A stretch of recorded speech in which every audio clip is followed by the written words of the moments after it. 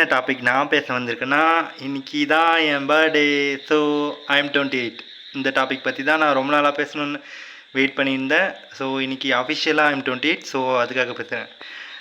ஒருவரின் வார்த்தையை நம்பி ஏமாறுவதற்கோ, புதிதாக வேலையை தொடங்குவதற்கோ, அல்லது பழைய வேலையை விடுவதற்கோ, அல்லது காதலிக்க தொடங்குவதற்கோ, அல்லது காதல் தோல்வி ஏற்படுவதற்கோ, பதவி உயர்வு கிடைப்பதற்கோ, அல்லது பதவி பறிப்போவதற்கோ, புதிதாக படிப்பதற்கோ, மனவாழ்வில் இணைவதற்கோ, உங்களில் ஒருவராக யாரோ ஒருவரிடம் இரக்கம் கொள்வதற்கோ, அல்லது எப்படி இப்போ ஒரு மெடிசனுக்கு எக்ஸ்பிரி டேட் இருக்கோ அது போல தான் நீங்களும் 28 ஆச்சா நீங்கள் எக்ஸ்பிரி ஆகிட்டீங்க, அவுட் ஆஃப் ஃபேஷன் ஆகிட்டீங்க அப்படின்னு சொல்கிற சின்னவங்களுக்கெலாம் நான் ஒன்று தான் சொல்கிறேன்.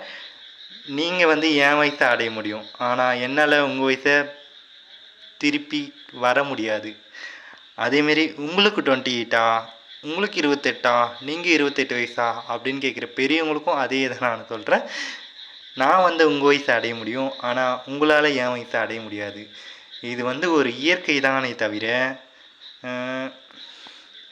இதில் நான் எதுவும் பண்ணுறதுக்கு ஒன்றும் இல்லை. ரிமைண்டர் அப்புறம் I am 28. I know I am 28. Today my birthday. Thank you. Bye bye.